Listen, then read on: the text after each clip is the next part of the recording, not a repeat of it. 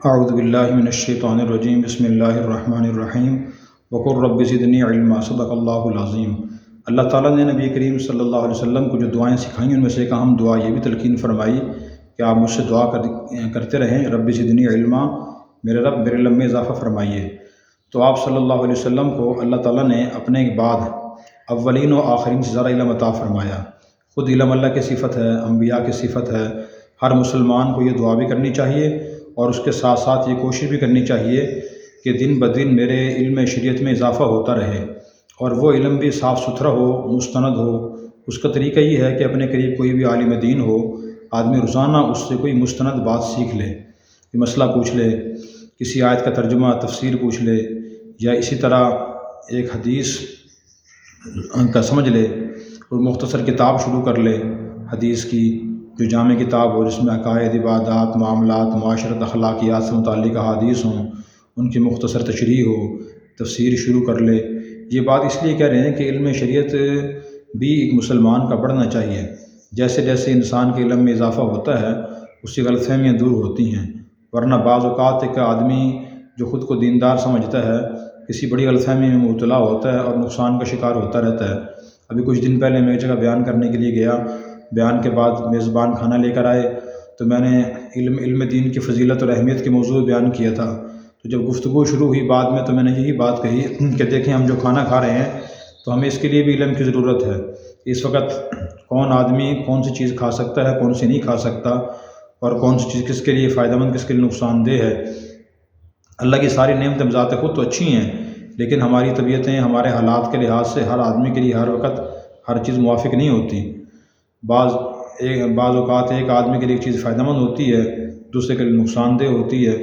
تو ایک ڈرائیور بیٹھے تھے، وہ کہنے لگے کہ واقعی آپ یہ ٹھیک کہہ رہے ہیں، اور بعض لوگ بالکل اس بارے میں احتیاط نہیں کرتے، انہیں معلوم نہیں ہوتا اور وہ غلط چیزیں یا نقصان دہ چیزیں کھاتے رہتے ہیں۔ پھر انہوں نے واقعہ سنایا کہ میں جن کے ہاں ڈرائیونگ کرتا ہوں وہ میرے نائک 3 بھائی ہیں، اور تینوں بہت خوشحال اور بہت ہی بڑے کاروباری ہیں۔ ان کو میں بھی جانتا تھا، اس نے نام لیا لیکن میں نام نہیں لوں گا تاکہ کسی کا راز فاش نہ ہو۔ پھر انہوں نے بتایا کہ میں ان کے ہاں ڈرائیونگ کرتا ہوں، ان تینوں بھائیوں کے پاؤں شوگر بڑھنے کی وجہ سے کٹے ہوئے ہیں، یعنی شوگر ہائی ہوا، اتنا شوگر ہائی ہوا کہ پاؤں کاٹنے پڑے، تینوں کے پاؤں کٹے ہوئے ہیں۔ لیکن وہ کہنے لگے کہ اب تک وہ تینوں حضرات نہ تو چائے چھوڑتے ہیں، نہ چینی چھوڑتے ہیں، نہ چاول چھوڑتے ہیں، نہ بوتلیں چھوڑتے ہیں کولڈ ڈرنک، اور نہ ہوٹلوں کا کھانا چھوڑتے ہیں، اس کے وہ شوقین ہیں۔ بتانے لگے کہ آج ہی ہم سفر سے ان کے ساتھ آ رہے تھے تو انہوں نے دن کے 11 بجے کہا ذرا ہوٹل کے پاس گاڑی روکیں اور وہاں میں نے چائے پینی ہے۔ تو وہ ڈرائیور کہنے لگے، میں نے کہا جی صاحب آگے تھوڑی دیر کے بعد تو کھانا کھانا ہے۔ انہوں نے کہا نہیں، کھانا بھی کھا لیں گے، ابھی چائے پینی ہے۔ ہوٹل والا چائے بنا کر لے کر آیا تو انہوں نے مزید چینی منگوا کے اس میں ڈال کے پی۔ اس کے بعد پھر 1 گھنٹہ آدھا گھنٹہ گزرا، کہنے گاڑی کو بریک لگائیں اور 7 اپ بوتل لے کر آئے۔ تو وہ ڈرائیور صاحب کہنے لگے، میں نے کہا جی صاحب آپ کا شوگر پہلے بہت ہائی ہے۔ کہنے لگے نہیں، یہ اس کا شوگر سے کوئی تعلق نہیں ہے، ہم توکل والے ہیں، ہمارا اللہ کی ذات پہ جب توکل اور یقین ہے، ان بوتلوں پہ، دوائیوں پہ، ڈاکٹروں پہ ہمارا کوئی توکل یقین نہیں ہے۔ تو وہ کہنے لگے کہ دیکھیں اب تک وہ بوتلیں پیتے ہیں، ہوٹلوں میں کھانے کھاتے ہیں، اور اسی طرح وہ چاول کھاتے ہیں، چینی استعمال کرتے ہیں۔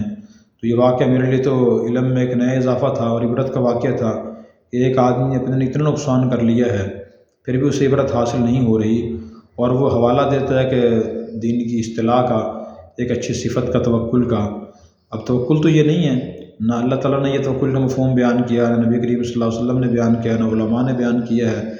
تو کتنی بڑی غلط فہمی ہے کہ دین میں اس کے ذہن میں بات اچھی ہے اور لیکن اس کا مفہوم غلط سمجھ رہا ہے۔ وہ توکل کا صحیح مطلب یہ ہے کہ آدمی اپنے جائز مقاصد کے لیے جائز اسباب کو اختیار کرے، اور اسی طرح جو نقصان دہ چیزیں ہیں ان سے مکمل پرہیز کرے، اللہ کی ذات پر پھر دل سے یقین رکھے کہ جو اللہ کو منظور ہوا ویسے ہی ہوگا۔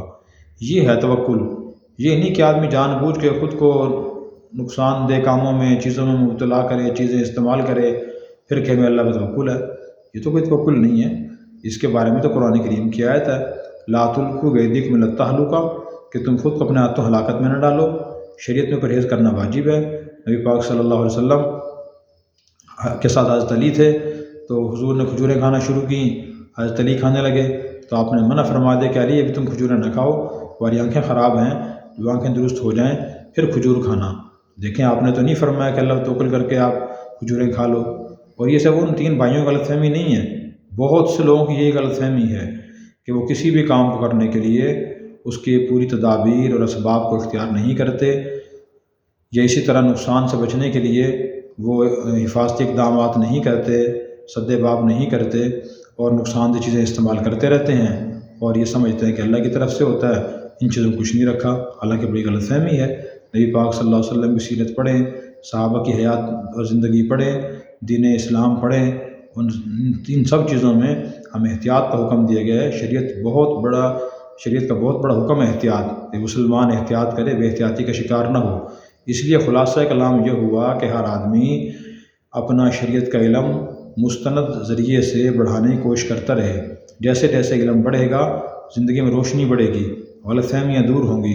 یہ ایک بہت طویل موضوع ہے، اگر اس پر ایک گھنٹوں بیان کیا جائے تو حالات و واقعات بیان ہو سکتے ہیں کہ مسلمانوں کے ذہنوں میں کن کن شعبوں کے بارے میں غلط فہمی ہے، کوئی قرآن کی آیت ہے اس کا صحیح مطلب یہ ہے اور لوگ غلط تفسیر یہ سمجھتے ہیں، فلاں حدیث کا صحیح مطلب یہ ہے، لیکن معاشرے میں بعض لوگ اس کا غلط مفہوم یہ سمجھتے ہیں، ایک شرعی مسئلہ فلاں موقع کے لیے ہے لیکن لوگ اس کا مفہوم غلط سمجھتے ہیں، تقدیر کا مطلب کیا ہے، اسی طرح اللہ پر یقین کا مطلب کیا ہے، اور موت کا ٹائم مقرر ہے اس کا مطلب کیا ہے۔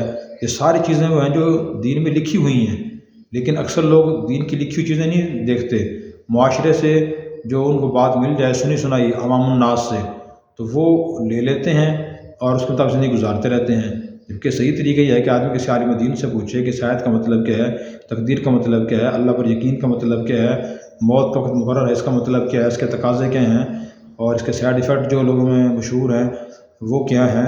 اگر اس طرح ہم مسلسل علم حاصل کریں گے باضابطہ طریقے سے تو غلط فہمیاں دور ہوں گی اور آدمی بہت سے نقصانات سے بچ جائے گا۔